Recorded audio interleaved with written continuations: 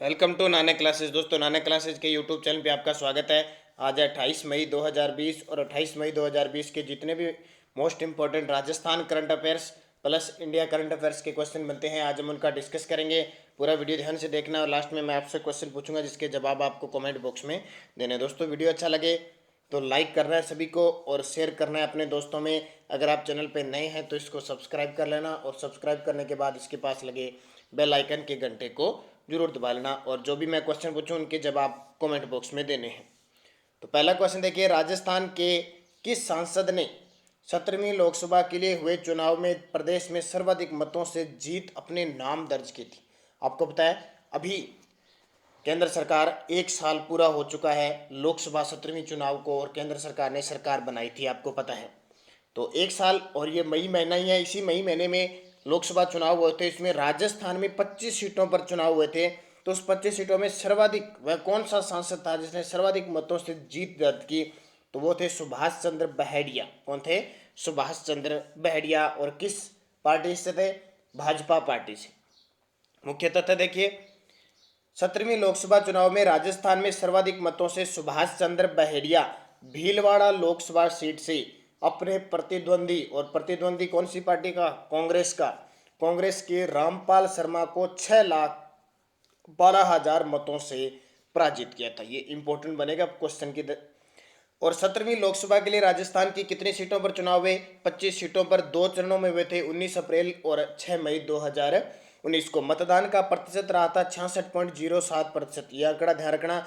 सर्वाधिक मतदान श्री गंगानगर में हुए थे और सबसे कम हुए थे करौली जिले के अंदर। दूसरा क्वेश्चन देखिए, राजस्थान में प्री लिटिगेशन कमेटी का संबंध किससे है?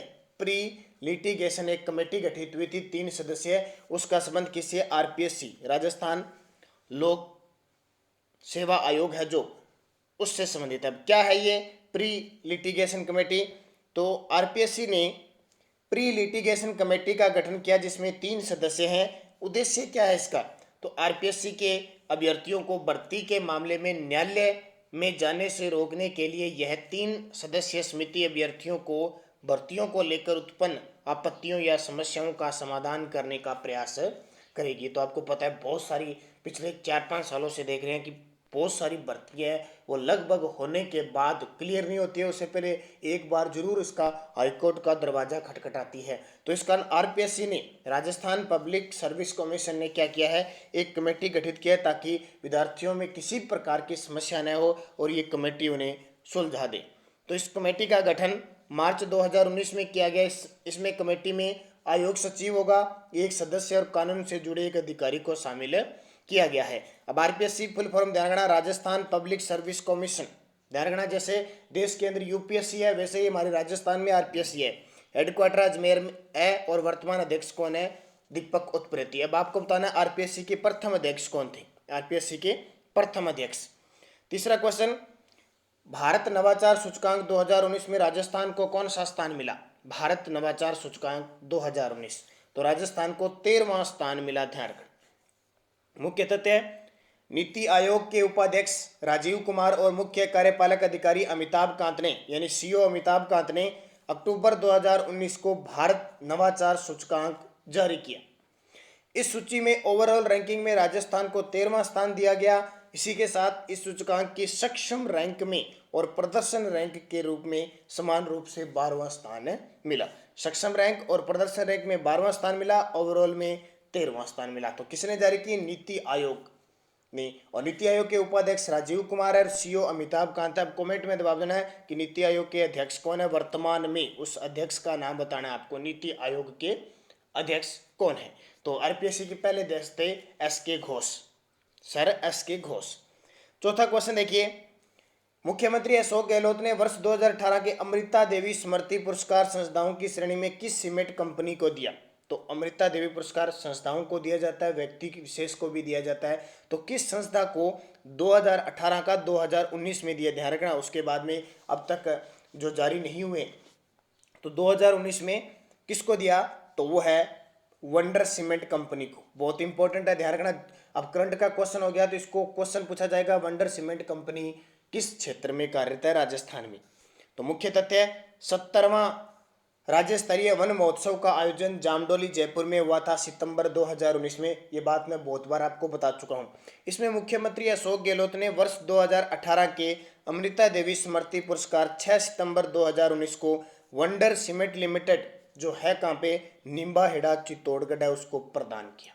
अब कुछ ऑप्शन थे। अल्ट्राटेक, ये अल्ट्राटेक कंपनी सीमेंट कंपनी है, कोटपुतली है, कोटपुतली जयपुर में और सर्वाधिक उत्पादन हो रहा है वर्तमान में राजस्थान में, सर्वाधिक उत्पादन अल्ट्राटेक सीमेंट कंपनी से हो रहा है।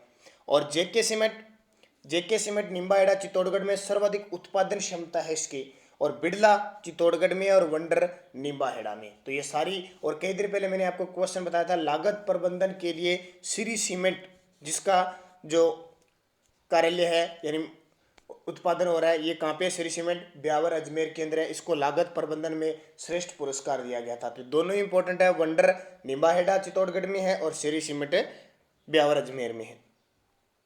5 नंबर क्वेश्चन देखिए, संयुक्त राष्ट्र यानी यूएन सैन्य gender advocate of the year के अवार्ड के लिए पहली बार इंडियन आर्मी के किस महिला ऑफिसर को चुना गया। बहुत इंपॉर्टेंट है, इंडियन आर्मी की किस महिला ऑफिसर को चुना गया, तो वो है सुमन, मेजर सुमन गवनी।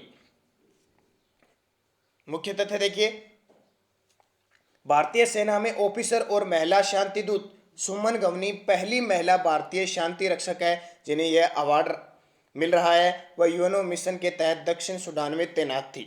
हाल ही में उन्होंने अपना मिशन भी पूरा कर लिया है।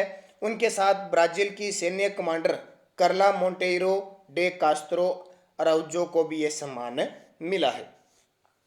यह दूसरा साल है जब ब्राजील के शांति दूत को यह सम्मान मिला है और दोनों को कब मिलेगा, 29 मई को सम्मानित किया जाएगा। यूएनओ महासचिव एंटोनियो गुतेरेज ने दोनों को पावरफुल रोल मॉडल्स बताया। गुतेरेज संयुक्त राष्ट्र शांति रक्षक अंतर्राष्ट्रीय दिवस कब मनाया जाएगा, 29 मई को एक ऑनलाइन कार्यक्रम के जरिए सम्मानित करेंगे। संयुक्त राष्ट्र के सैनिकों को ब्लू हेलमेट कहा जाता है। क्या कहा जाता है, ब्लू हेलमेट। तो ये बहुत बड़ी बात है हमारे लिए। हमारे देश की जो महिला अफसर है, इंडियन आर्मी की महिला अफसर मेजर सुमन गवनी, इन्हें अवार्ड देगा संयुक्त राष्ट्र संघ। और ये कार्यरत कहाँ थी, शांति दूत के रूप में दक्षिणी सूडान में। आप कमेंट करके बताना है कि दक्षिणी सूडान किस महाद्वीप में है, बस आपको इतना ही बताना है दक्षिणी सूडान किस महाद्वीप में है। 7वां क्वेश्चन देखिए, 27 मई को किस पूर्व प्रधानमंत्री की पुण्यतिथि बनाई गई थी, तो वो थे पंडित जवाहरलाल नेहरू की पुण्यतिथि। इसे आप अवगत हो चुके हो। कब, 27 मई 1964 को देश के पहले प्रधानमंत्री जवाहरलाल नेहरू का निधन हुआ था। इनका जन्म 14 नवंबर 1879 को प्रयागराज यानी इलाहाबाद के अंदर हुआ था। वह 15 अगस्त 1947 से 27 मई 1964 को देश के प्रधानमंत्री और देश के प्रथम विदेश मंत्री भी रहे थे। ध्यान रखना, ये पुस्तकें इनकी ध्यान रखना। पिता के पत्थर, पुत्री के नाम 1929, विश्व इतिहास की झलक, ग्लिम्प्सेस ऑफ वर्ल्ड हिस्ट्री 2 खंडों में 1933, मेरी कहानी एन ऑटोबायोग्राफी 1936 और भारत की खोज, हिंदुस्तान की कहानी, द डिस्कवरी ऑफ इंडिया। ये क्वेश्चन तो बहुत बार एग्जाम में आता है। द डिस्कवरी ऑफ इंडिया पुस्तक के लेखक कौन है, या भारत की खोज के लेखक कौन है, तो पंडित जवाहरलाल नेहरू। तो बहुत इंपॉर्टेंट, इनकी मृत्यु 1964 में और पद पर रहते हुए इनकी मृत्यु हुई थी। पहले ही प्रधानमंत्री थे ये, और इन्हें भारत रत्न भी मिल चुका है। और 1900 ये कुछ बुकें और हैं इनकी, ध्यान रखना। राजनीति से दूर, इतिहास के महापुरुष, राष्ट्रपिता 1945, ये इनकी सारी पुस्तकें। ध्यान रखना, 14 नवंबर को इनके जन्म दिवस को बाल दिवस के रूप में बनाते हैं। एग्जाम में बहुत बार आता है। अब पिछले वीडियो का क्वेश्चन क्या था कि पानीपत की दूसरी लड़ाई किसके बीच हुई थी, तो पानीपत की दूसरी लड़ाई अकबर और हेमू के बीच हुई थी। नवंबर 1556 में हुई थी, जिसमें अकबर जीत गया। पानीपत की प्रथम लड़ाई हुई थी 1526 में इब्राहिम लोदी और बाबर के बीच, जिसमें बाबर जीत गया और भारत में मुगल वंश की स्थापना की। और पानीपत का तीसरा युद्ध हुआ था 1761 में। ध्यान रखना, ये अहमद शाह अब्दाली और मराठों के बीच, जिसमें मराठा हार गए। और एक क्वेश्चन जो मैंने आपको दिया नहीं था लेकिन आपको एक कम दिया था, इसमें से किस मुगल बादशाह का 2 बार राज्याभिषेक हुआ था, तो ध्यान रखना औरंगजेब का 2 बार राज्याभिषेक हुआ था। एक बार तो उसने जब शाहजहां बीमार हुआ था तो आनन फानन में राज्याभिषेक करवा लिया, और दूसरा उसने दारा सिकों को मारकर 1659 में राज्याभिषेक करवाया था। तो ये औरंगजेब का काल माना जाता है 1658 से लेकर 1700 शाह तक। किसका पुत्र था? शाहजहां का।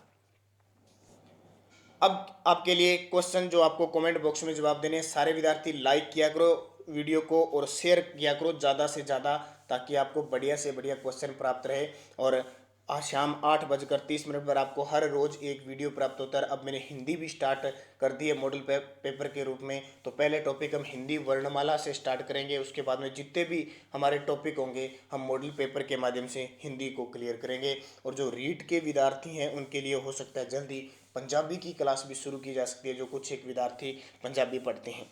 तो क्वेश्चन क्या है देखिए, मशहूर खिलाड़ी बलवीर सिंह का 25 मई 2020 को निधन हो गया, वह किस खेल से जुड़े थे? ये क्वेश्चन इंपॉर्टेंट बहुत है, इनकी हाल ही में मृत्यु हुई है इसलिए इंपॉर्टेंट होगा। Balveer Singh cricket, chess, football, hockey. सही जवाब आपको कमेंट बॉक्स में देना है। उन्होंने स्वर्ण कब कब जीते भारत के लिए, स्वर्ण पदक कब कब जीते, ये आपको जवाब देना। भारत को कब तक दिलाए? 3 बार इन्होंने दिलाए थे, तो वो सन आपको मुझे बताना है।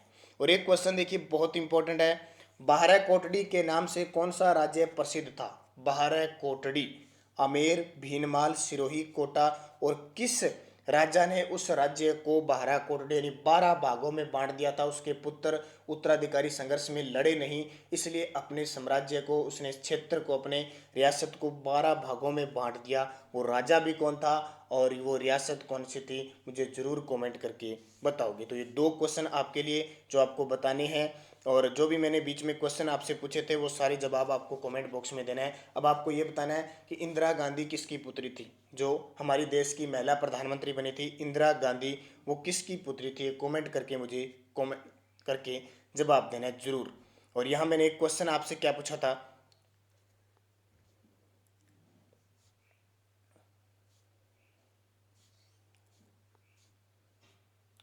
तो नीति आयोग के अध्यक्ष तो खुद उस समय जो प्रधानमंत्री होते वर्तमान पूछे तो वर्तमान आप क्या बताओगे?